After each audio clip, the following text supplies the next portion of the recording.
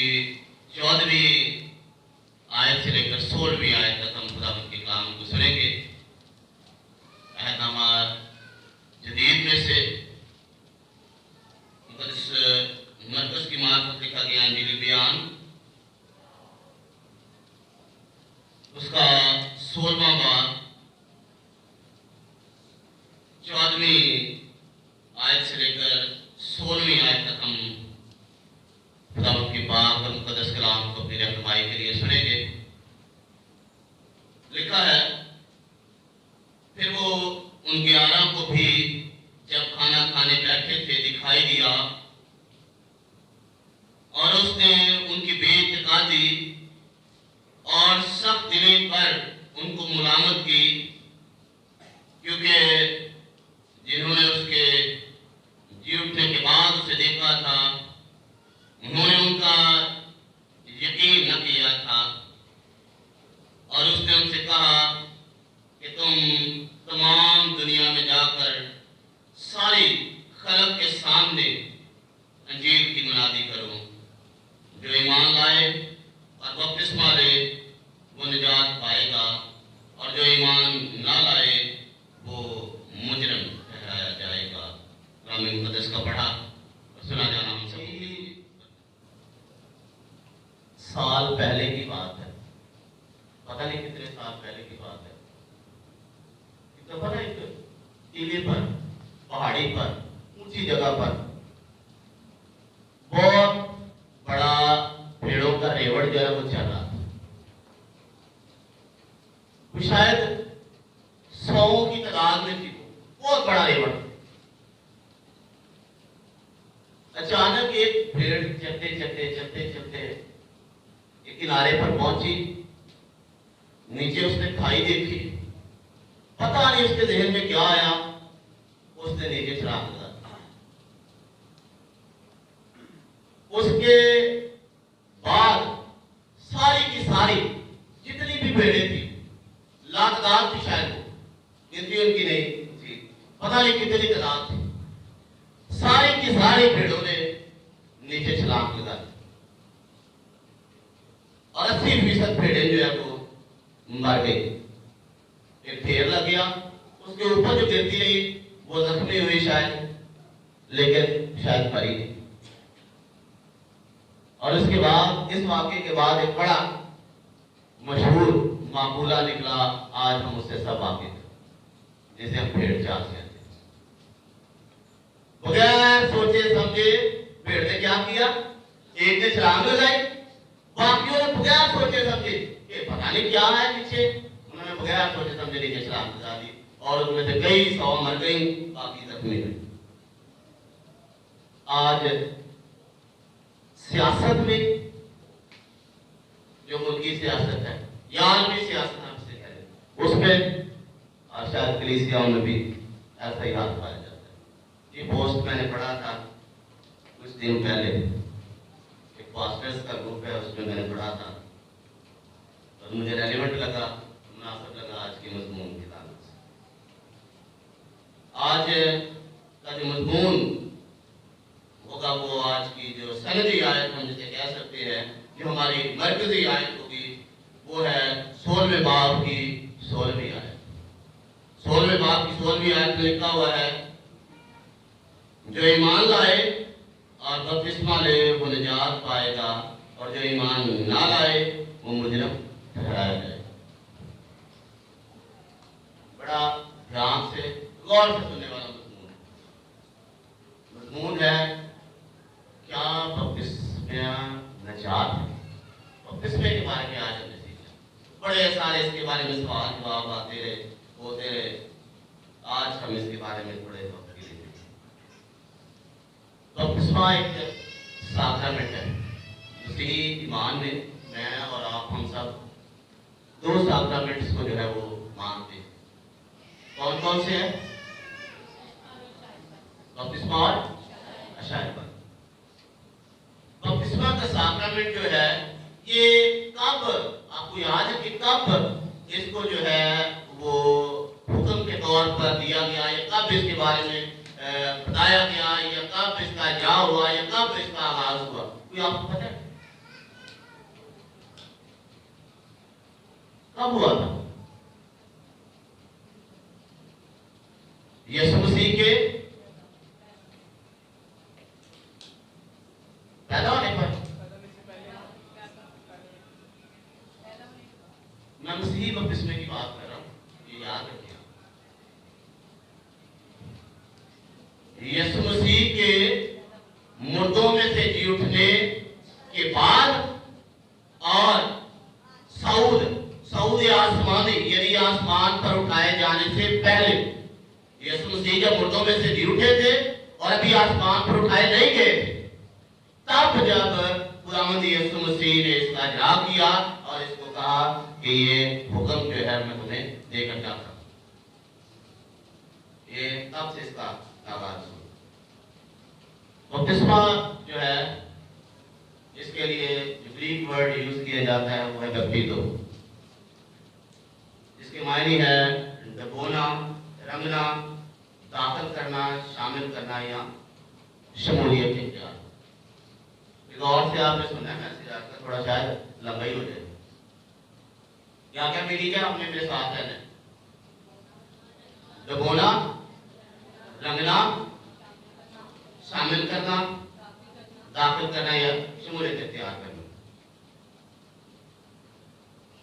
बपतिस्मा का मतलब खुदावंद यीशु मसीह की मौत, उसकी क़यामत और उसी के बदन में यानी कलीसिया में शमूलियत इख्तियार करना या शामिल होने का जो है वो अलामत है।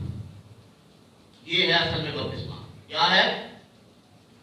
यीशु मसीह की मौत में, उसकी क़यामत में और उसके बदन में शामिल होने का नाम क्या है? बपतिस्मा। इसकी मिसाल हवाला जात आपको आज स्पीड से जरा थोड़े निकालने पड़ेगी।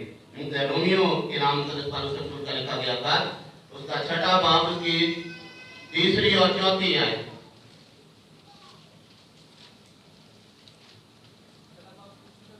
छठा बाब, उसकी 3री और 4थी आयत। आगे पढ़ते। क्या तुम नहीं जानते कि हम जितनों ने मसीह यीशु में शामिल होने का बपतिस्मा लिया तो उसकी मौत में शामिल होने का बपतिस्मा लिया? बस मौत में शामिल होने के बपतिस्मा के वसीला से हम उसके साथ दफन हुए, ताकि जिस तरह मसीह बाप के जलाल के वसीला से मुर्दों में से जलाया गया, उसी तरह हम भी नई जिंदगी में चले। ये क्या है? खुदावंद यीशु मसीह की मौत में और उसके दुखों में शामिल होने का बपतिस्मा किया। हम उसकी मौत और उसके दुखों में शामिल होते हैं, शरीक होते हैं, तो उसने हमारी खातिर ये सब कुछ बर्दाश्त की। बाइबल मुकद्दस में बपतिस्मे की कितनी इकसाम है? कितना कितना है? 10 है। ये जो बाइबल स्टडी ग्रुप क्या इसका है, जिनको मैंने पहले से बताया हुआ। बाइबल मुकद्दस में बपतिस्मा जात की जो इकसाम है वो 6 है। मैं हवाला जात आपको बयान कर दूंगा, लेकिन आप नोट कर ले, पढ़े तो आप कर ले सकते हैं। इतना टाइम नहीं है कि इसको जो है वो पढ़ा जा सके। पहला है यूहन्ना का बपतिस्मा। यूहन्ना की इंजील उसका पहला बाब 29वीं आयत से लेकर 33वीं आयत तक। यूहन्ना का बपतिस्मा, यूहन्ना की इंजील उसका पहला बाब 29वीं आयत से 33वीं आयत तक। दूसरा है मसीह का बपतिस्मा, यीशु मसीह का बपतिस्मा। मत्ती की इंजील उसका 28वां बाब उसकी 19वीं आयत। तीसरा है मूसा का बपतिस्मा, ग्रंथियों के नाम लिखा गया पहला खत, उसका 10वां बाब उसकी पहली और दूसरी आयत। नूह का बपतिस्मा, पतरस का पहला खत, उसका 20वां बाब उसकी 20वीं और 21वीं आयत।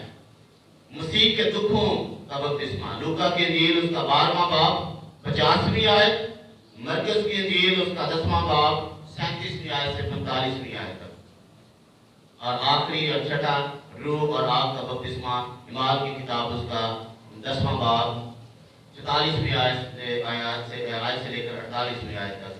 ये 6 इकसाम है। अगर आप कोई वाला मिस कर दें तो आप बाद में मुझसे ले सकते हैं। 6 बपतिस्मा जात जो है, 6 किस्म के बपतिस्मे जो है वो बाइबल मुकद्दस में हमें मिलते हैं, पूरी बाइबल मुकद्दस में। अहद जदीद में चूंकि इसकी तारीफ पाई जाती है, अहद जदीद में यानी नए अहदनामा में जो बपतिस्मा की तस्वीर या जो अक्स है जो इसका हमें नजर आता है, उसके बारे में थोड़ा सीखने की कोशिश करेंगे। यूहन्ना का बपतिस्मा जो पहले नंबर पर मैंने रखा है, इसकी तरतीब आप कोई भी देख सकते हैं, लेकिन जो यूहन्ना इसबागी का बपतिस्मा है, यूहन्ना का जो बपतिस्मा है, लूका की इंजील उसका 3रा बाब उसकी 3री आयत को देखिए। ये वाला जात जो है मैं जरूर आपके साथ पढ़ना चाहूंगा। लूका की इंजील उसका 3रा बाब और उसकी 3री आयत। लूका की इंजील उसका 3रा बाब उसकी 3री आयत।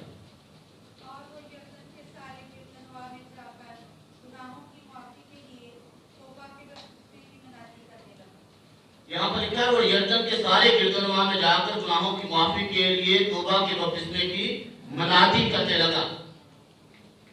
ये किस चीज के बपतिस्मा का बारे में कह रहा है? तौबा और गुनाहों की माफी। तौबा करे और अपने गुनाहों से माफी पाए। और दूसरा यीशु मसीह का जो बपतिस्मा है, मत्ती की इंजील उसका 28वां बाब 19वीं आयत, जो आपको शायद ज़बानी याद होना चाहिए। क्या लिखा है? और तुम जाकर सब कौमों को शागिर्द बनाओ, उनको बाप और बेटे और उनको उसके नाम से बपतिस्मा दो।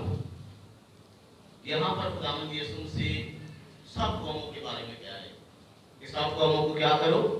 शागिर्द बनाओ, यानी उनको तालीम दो और फिर उनको कलीसिया का हिस्सा बनाओ, कलीसिया में शामिल करो। जो कलीसिया से बाहर है उनको जो है कलीसिया में शामिल किया जाए।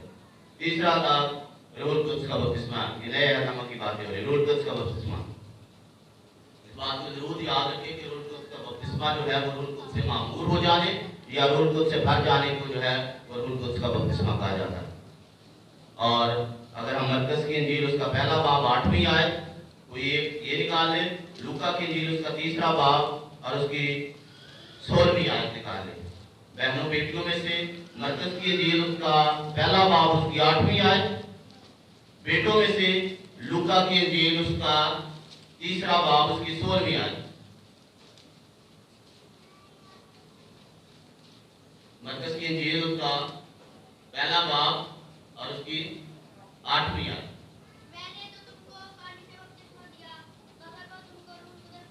मगर वो तुमको रूह कुद्स से बपतिस्मा देगा। कौन बपतिस्मा देने वाला है? किसके बारे में बात की जा रही है?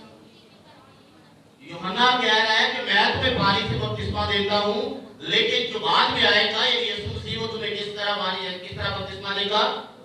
रूह कुद्स का बपतिस्मा देगा। और इसी को रूह कुद्स और आपका बपतिस्मा भी कहा जाता है। लूका की इंजील उसका 3रा बाब और उसकी 16वीं आयत।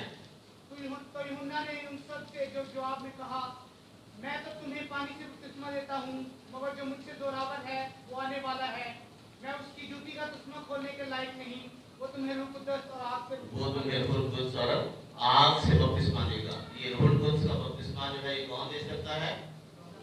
खुदावंद यीशु मसीह। कोई इंसान जो है ये बपतिस्मा नहीं दे सकता। और ये रूह कुद्स से भर जाने का नाम है, रूह कुद्स की मामूली ठहर जाने का नाम है। बपतिस्मा का मकसद क्या है? क्यों बपतिस्मा का हुक्म खुदावंद यीशु मसीह ने दे दिया? क्या इसका मकसद है? क्यों इसको जो है वो कहा जाता है? इसके बारे में मुख्तलिफ ख्यालात पाए जाते हैं। सारे ख्यालात को मैं आपके सामने रखूंगा। ये एक समझ कि आज एक तरह की टीचिंग है जो मैं आप सबके सामने रखना चाहता हूँ। कलीसिया में जो बपतिस्मा लेने या देने के मुताबिक जो है 3 तरह के ख्यालात पाए जाते हैं। 3 तरह के लोग जो हैं इसके बारे में तालीमात देते हैं। 3 तरह की बातें जो है वो कही जाती हैं। पहला ख्याल, बाद लोग कहते हैं कि बपतिस्मा लेने का मकसद है कि इंसान निजात पा सके। इंसान की निजात हासिल करने के लिए बपतिस्मा का लेना जो है वो जरूरी है। लेकिन ये गलत नजरिया है, ये गलत थ्योरी है। बल्कि निजात हासिल करने के लिए बपतिस्मा की नहीं बल्कि खुदा के फजल और ईमान की जरूरत है। किस चीज की जरूरत है? फजल और ईमान। किफ्तियों के नाम हज़रत पौलुस रसूल का अंगार उसका 2रा बाब नए अहदनामा में से मुक़द्दस पौलुस रसूल का किफ्तियों के नाम लिखा गया था। तो उसका 2रा बाब उसकी 8वीं आयत जो है,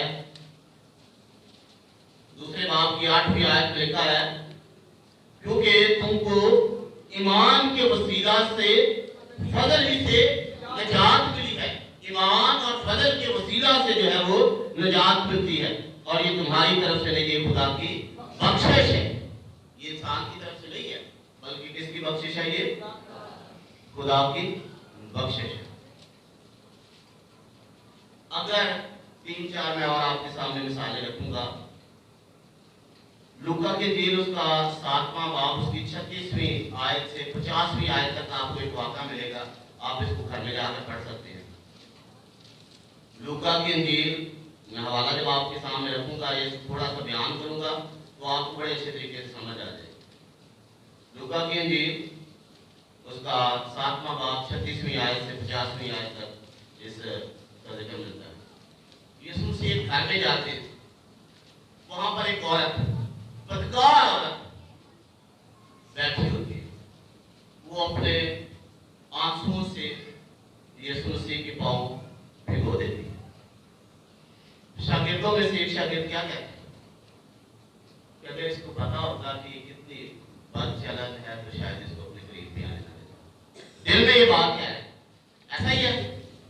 यहाँ पर लिखा है उसकी दावत करने वाला फरीसी ये देखकर अपने जी में कहने लगा, अगर ये शख्स नबी होता तो जानता कि जो उसे छूती है वो कौन और कैसी औरत है, क्योंकि बदचलन है। ये बदचलन औरत है। और आगे जाकर लिखा है 43 आयत से, शमौन ने जवाब में कहा, मेरी गालिश में वो जिसने ज्यादा बख्शा। ये खुदावंद यीशु मसीह का एक सवाल है, जब इसको पढ़ेंगे तो आपको सही समझ आएगी। वर्ष 44 से पढ़ लेता हूँ, 44 में आयत से। और उस औरत की तरफ देख कर उसने शमौन से कहा, क्या तू इस औरत को देखता है?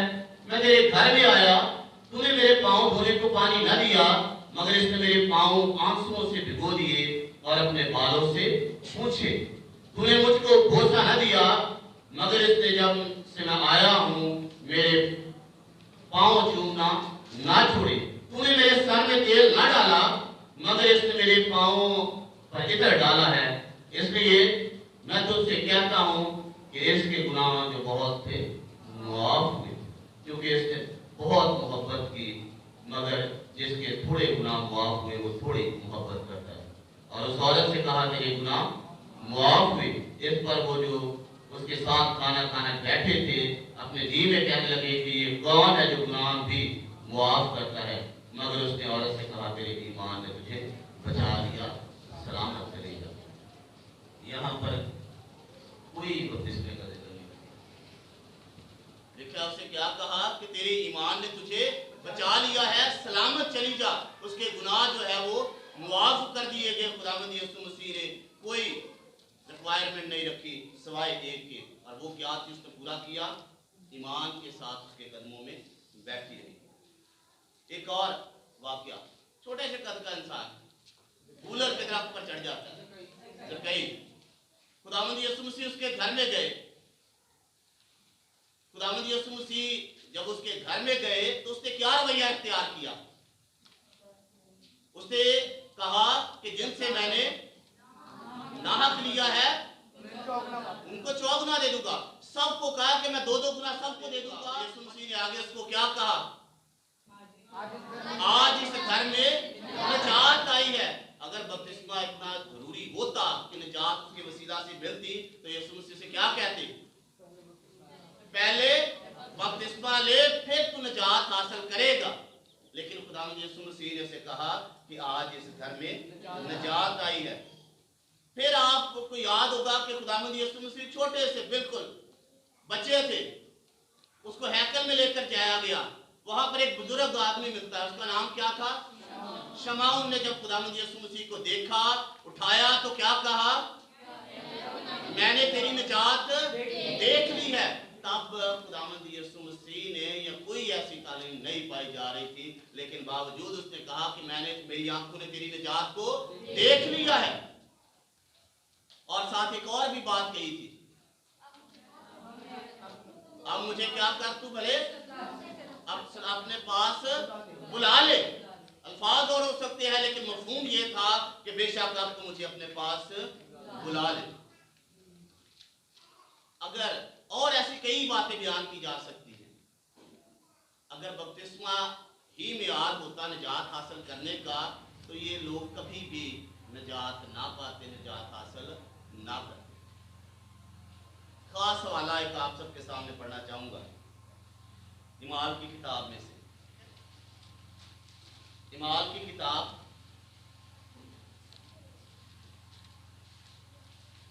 उसका 8वां बाब,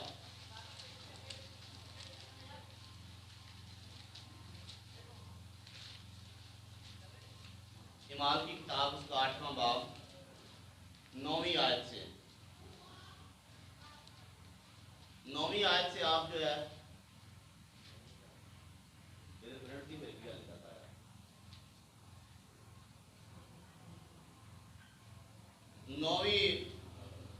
9वां बाब जो है, सॉरी 8वां बाब उसकी 9वीं आयत से एक शख्स का जिक्र मिलता है।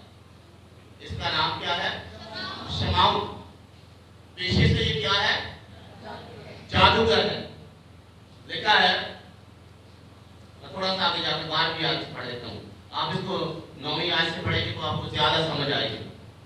लेकिन जब उन्होंने फिलिप्पुस का यकीन किया जो खुदा की बादशाही और यीशु के नाम की खुशखबरी देता था, तो सब लोग मर्द औरत बपतिस्मा लेने लगे। और शमौन ने खुद भी यकीन किया और बपतिस्मा लेकर फिलिप्पुस के साथ रहा। ये जो जादूगर है, इसने क्या किया? बपतिस्मा ले लिया। लिखा है, जब शमौन ने देखा कि रसूलों के हाथ रखने से रूह कुदस दिया जाता है, तो उनके पास पहल आकर कहा कि मुझे ये इख्तियार दो कि जिस पर मैं हाथ रखूं वो रूह कुदस पाए। आगे जाकर थोड़ा सा लिखा है, पतरस ने उससे कहा, तेरे रुपए तेरे साथ गारत हूं, इसलिए कि तूने खुदा की बख्शिश को रुपयों से हासिल करने का ख्याल किया है। तेरा इस अमल में न हिस्सा है न बुकरा, क्योंकि तेरा दिल खुदा के नजदीक खालिस नहीं। बस अपनी इस बदी से तौबा कर और खुदा से दुआ कर कि शायद तेरे दिल के इस ख्याल की माफी हो जाए, माफी हो, क्योंकि मैं देखता हूँ कि तू पद किसी कड़वाहट और नाराजगी के बंद में गिरफ्तार है। यहाँ पर शमौन को क्या कहा गया है? तू और तेरा रुपया गारत हो जाए। उसको गारत करने का पैगाम जो है वो पतरस ने दे दिया है। लेकिन उससे पहले वो एक अमल कर चुका था। वो क्या अमल था? बपतिस्मा ले चुका था। लेकिन बाद में फिर उसको कहा गया कि तू गायब हो जा। क्यों गायब हो जा? क्योंकि तुझ में से कड़वाहट पाई जाती है, तू नाराजगी के बाद में अभी तक बंधा हुआ है।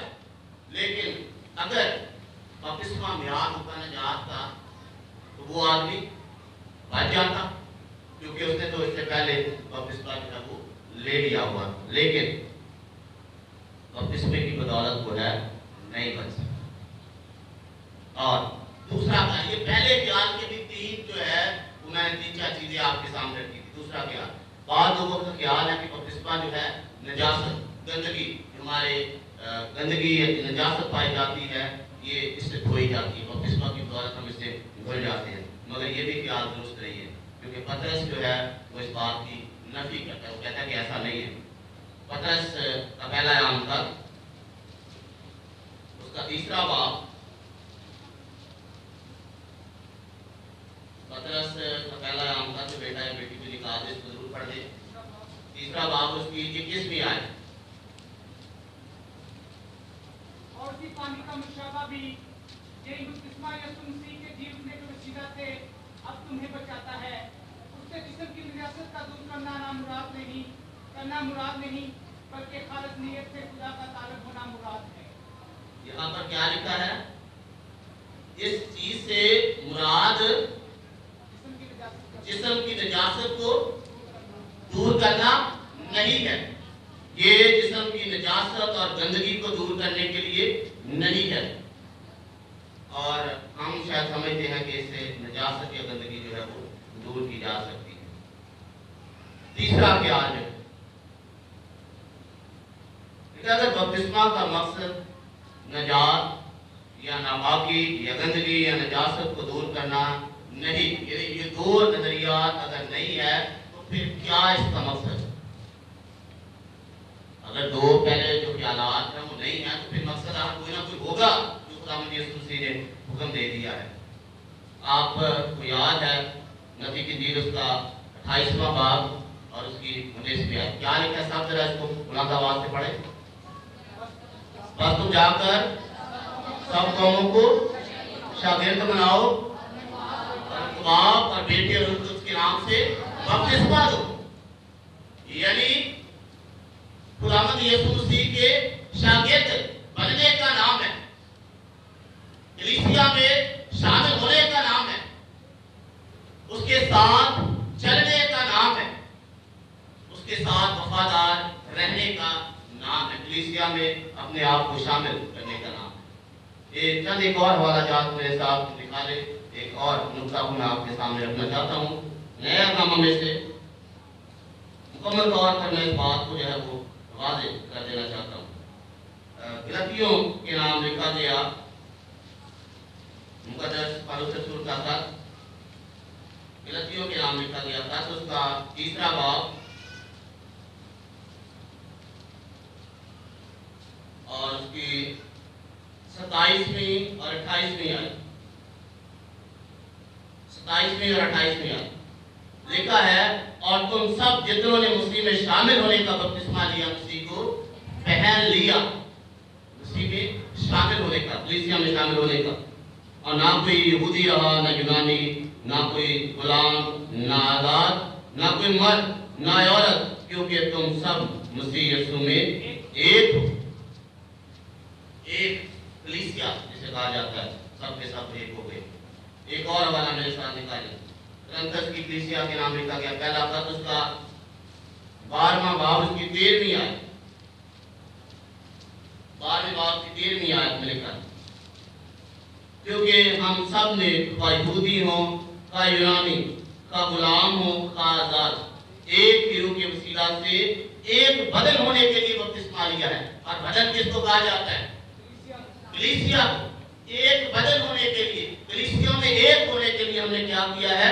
बपतिस्मा लिया है, और हम सबको एक ही रूह पिलाया गया है। एक और हवाला मेरे साथ निकाले, रोमियो के नाम लिखा गया, खत उसका 6ठा बाब और उसकी 3री आयत। ये कोई बेटा या बेटी इसको जरा पढ़ दे।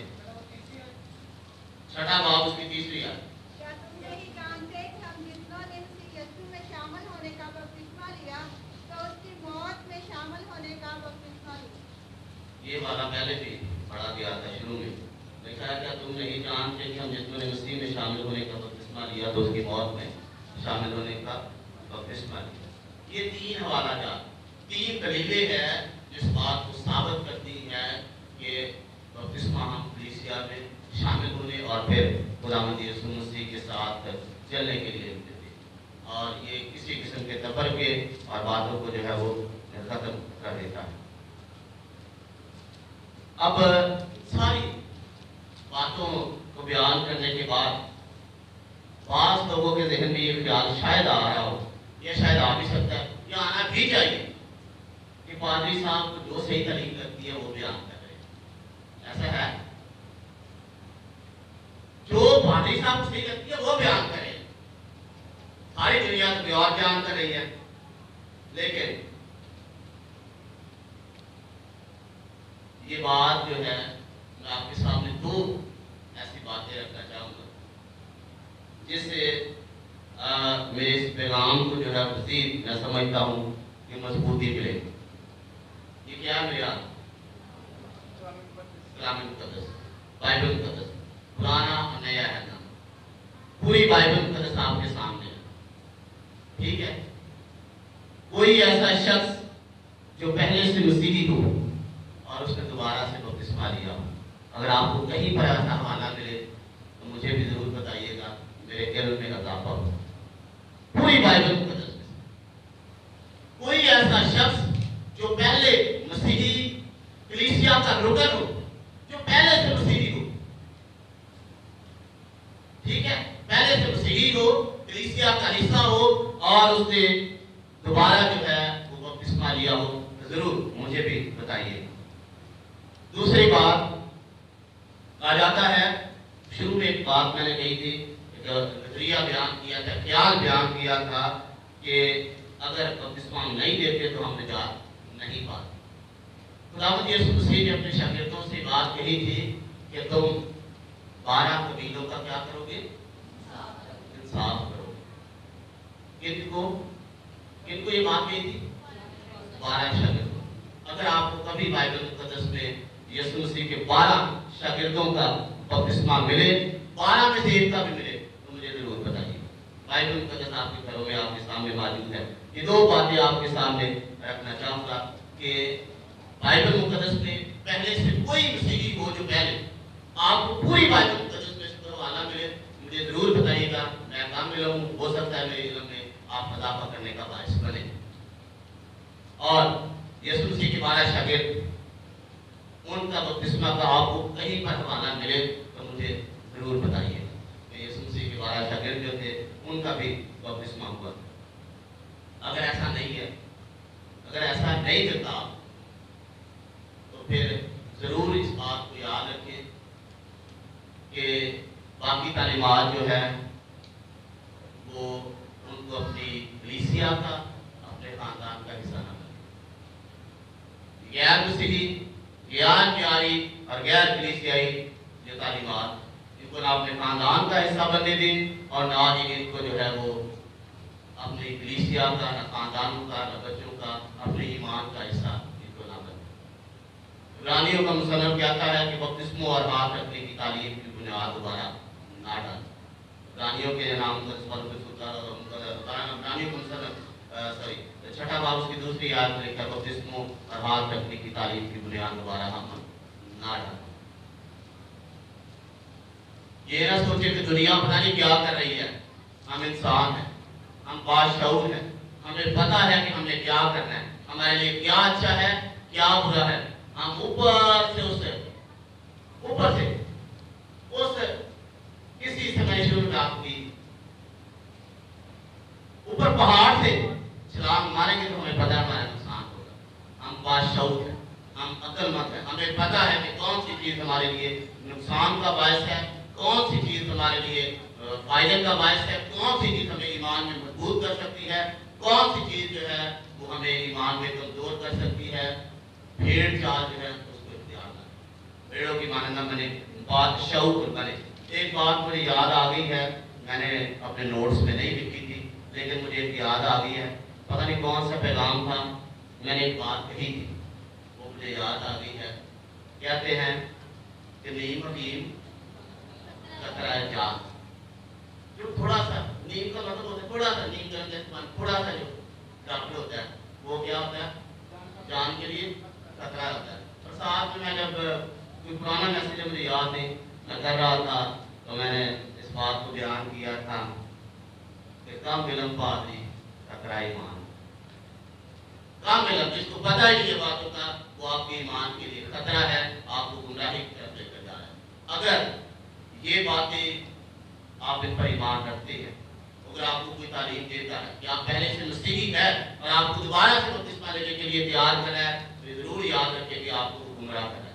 आपको अपने ईमान से, मसीही तालीम से जो है वो आपको गुमराह कर रहा है। खुदा मुझे इस कलाम के वसीला से मुझे और आप